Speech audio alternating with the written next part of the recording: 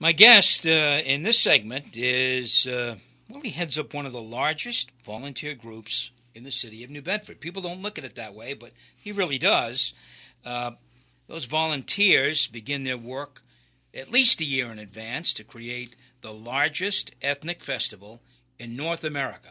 We'll keep it there. But it may be bigger than that. No one's quite sure. We say the world, but North America's good. I'm speaking, of course, of the Feast of the Blessed Sacrament in the North End at Madeira Field. Here to speak with us about it is Steve Duarte. He's the president of this year's feast. Welcome, Steve. Thank you. Thank you for having me. So how long have you been involved with the feast? Because it's not just this year. No, I've been involved with the feast since I was a little kid, but really my first time I served was 1976, bicentennial year, great year. That was my first time I was a committee member in 76. So you've been doing this for 43 years. 43 years, and I'm proud to say 2 of the founding fathers were great uncles. There you go. And your dad? My dad, who I considered one of the best mandolin players to ever play. Yes, yeah. He served 3 times, and he was a vice president, never the president, but it was always an honor. In those days, when my dad served, you would wait because on Sunday the names would be announced over the PA system by Jimmy Fernandez, and then you would wait to see. And it was an honor to be nominated. And as you said, we start that Sunday of the feast. The last Sunday of the feast is your first meeting, and the Tuesday after the feast, we begin taking everything down and planning for the following year. Well, here we go as we are sitting down here. Just a few days remain before the start of the feast, which is August 3rd, Thursday evening. Everything pretty much ready? The answer is no. Everything is always ready, but you're right. We're running around trying to tie up the loose ends, and we just finished putting up all the poles and lights yesterday, and Sunday is the gathering of the traditional greens and putting up the arches, and we'll be ready to go on Thursday.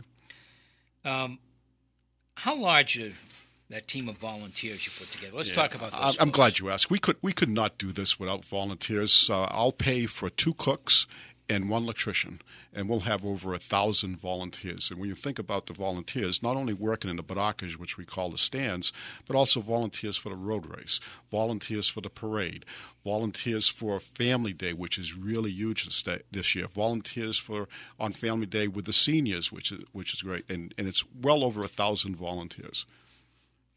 It's what a number. I mean, and they keep coming back. They keep coming back. What's great is that this year, my John House is my vice president, and we consider ourselves the old guys. But average age on our committee is like 35 years old, and some guys serving for the first time. So it's my responsibility to teach them the tradition and the culture and why we do this. And we do this to give back to the city. We couldn't do this without the great city of New Bedford and the assistance that the city gives us. But to get them involved and say, you know what, we want to stay. We know what this is about. I get it.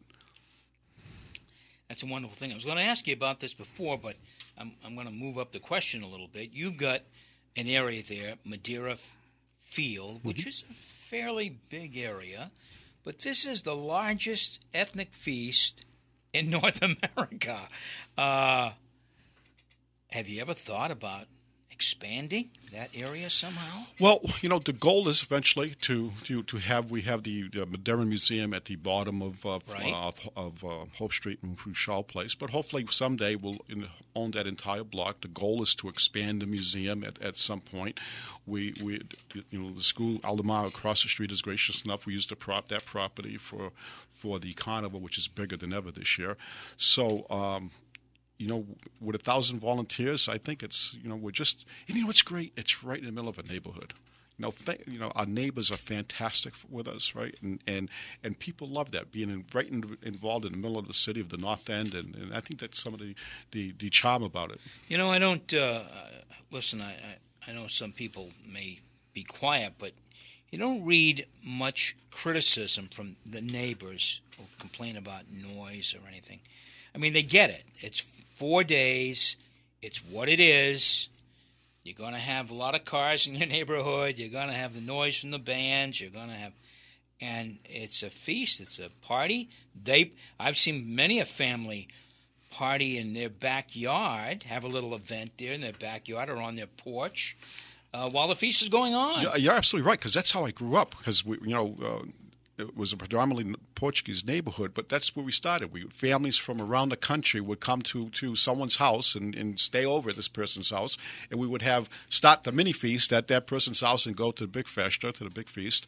But we try to be good neighbors with our neighbors. You're listening to Townsquare Sunday. My guest is Steve Duarte, the president of the 2017 Feast of the Blessed Sacrament. Anything particularly new about the 2017 Feast of the Blessed Sacrament? Is there a particular event or day? You mentioned Family Day. Right. The carnival is back, but Family Day is we're trying to, and again, we've expanded Family Day this year. So with Family Day, children under 12 eat free from 12 to 4.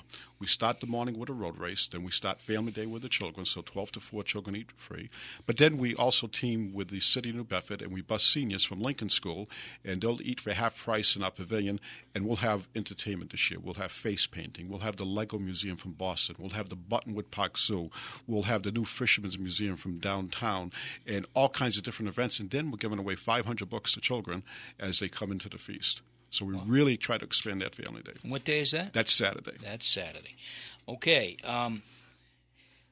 There is free entertainment all weekend, and it's always been pretty much quality. I know there's been an effort made to upgrade every year. So tell us about that. We have to thank our presenting partners. We call them presenters because as you said, it's free entertainment, it's free admission, and Thursday night we open with Spin Doctors.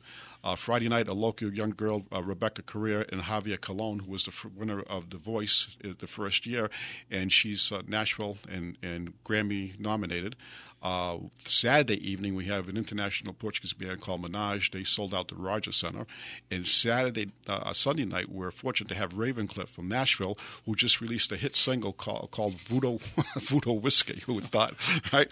But besides that, we have incredible local talent, right? We have 5 venues of entertainment, right, including the one of my favorite spots, which is the Museum Cafe.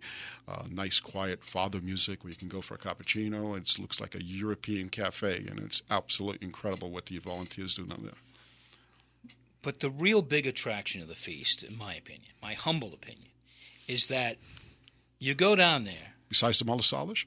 Besides the malasades. You go down there, and you see people from high school, family members you haven't seen in a long time, friends you haven't seen in years, and you bump into them just walking around. You're absolutely right. I mean, Larry Jakes was a club president for many years, and I applaud him what he's done with the club and with the feast. But his saying, he's on our committee this year, is where families come together.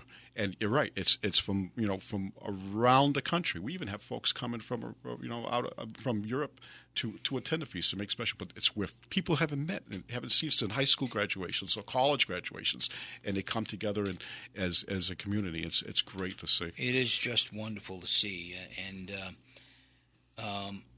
we should talk about the food. You mentioned malasades, but there's a lot more than malasades. Although if you just had a malasades festival, I don't think I'd complain.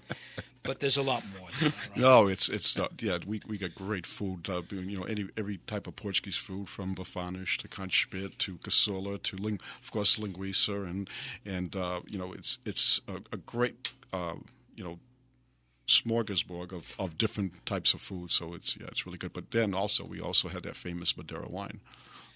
And is the shipment come in yet?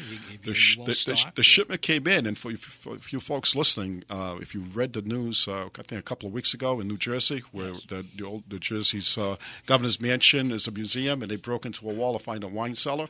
And what some people don't know is that Madeira wine was used to toast the signing of the Declaration of Independence. John Adams and Thomas Jefferson had the largest selection of Madeira, with George Washington drinking about a pint a day.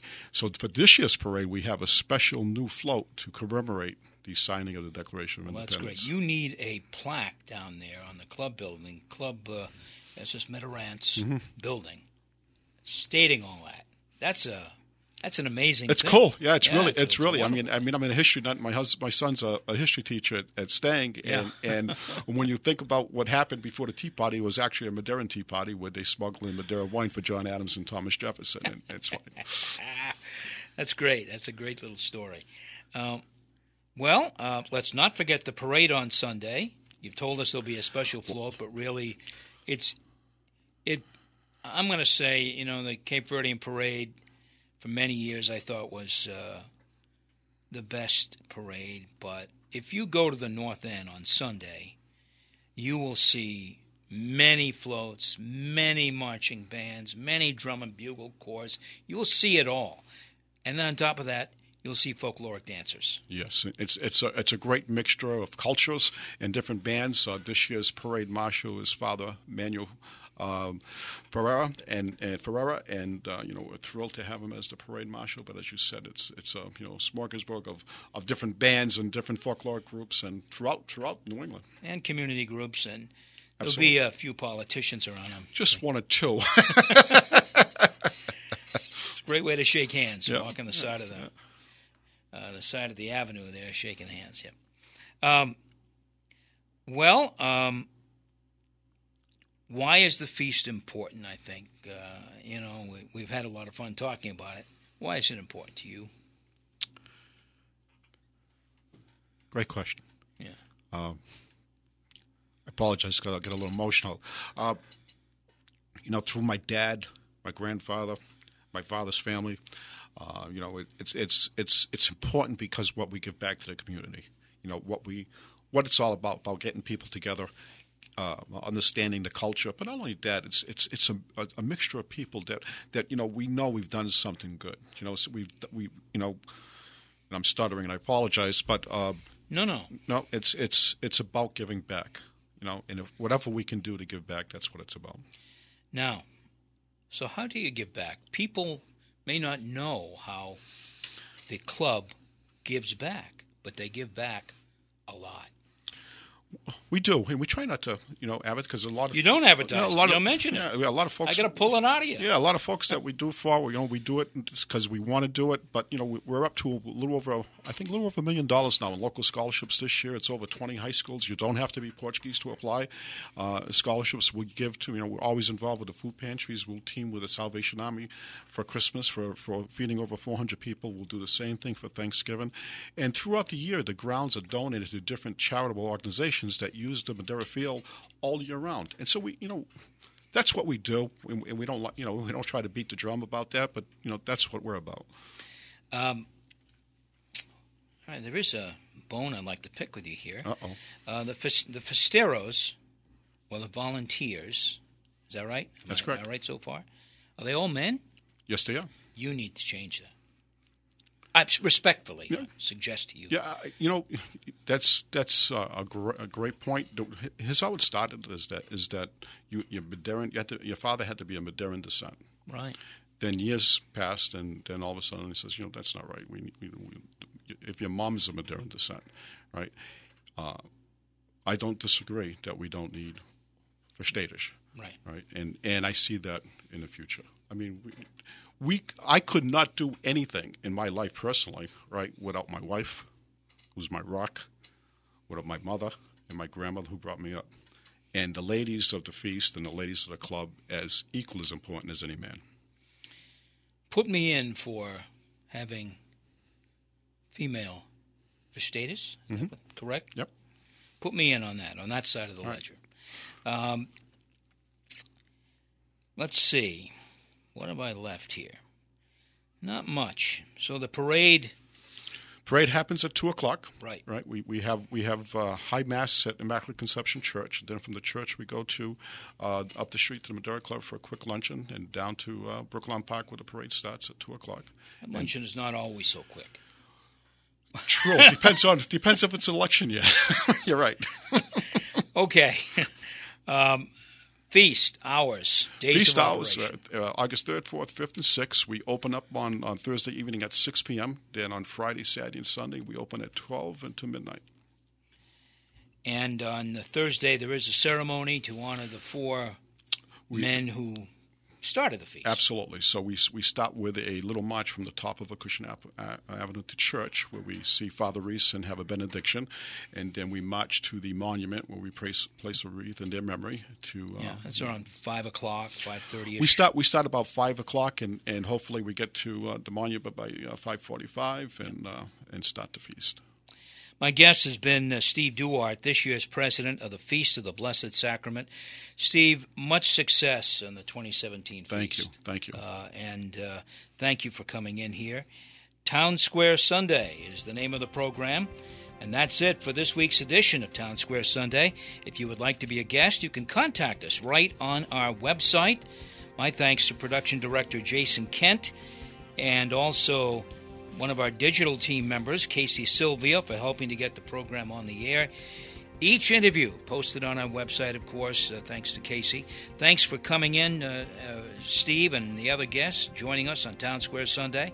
I'm Jim Phillips. Have a wonderful week and a great Sunday.